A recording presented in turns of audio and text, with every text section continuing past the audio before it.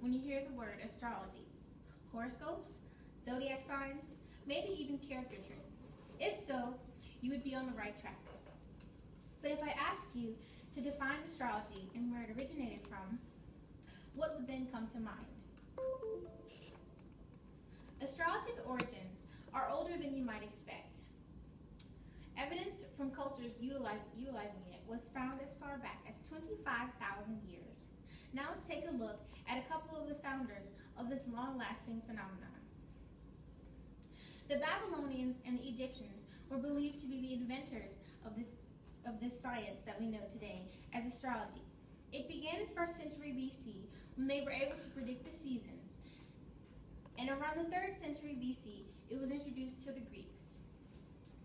Years later, it was studied by famous scientists by the name of Plato and Aristotle, and eventually evolved into a legitimate science.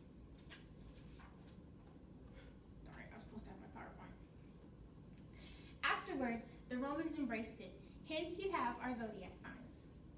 Early astrology was used to forecast weather patterns for agricultural purposes, and later was seen as a way to predict occurrences of natural disasters and wars. In case you were wondering where Babylonia is located today, it's located in northern Saudi Arabia and Iraq and Syria, where the current ISIS crisis is going on now.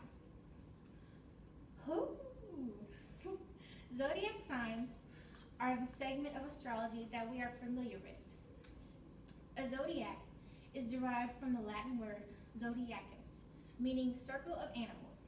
The Greeks and Romans named our astrological signs that we know today. In astronomy class, we study zodiac signs and their history, and I found it quite interesting that based on how frequently we talk about zodiac signs in our conversation, no one really knows where they came from or what they mean.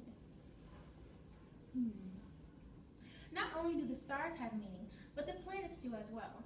They're named after the gods of Olympus and have they're named after the gods of Olympus.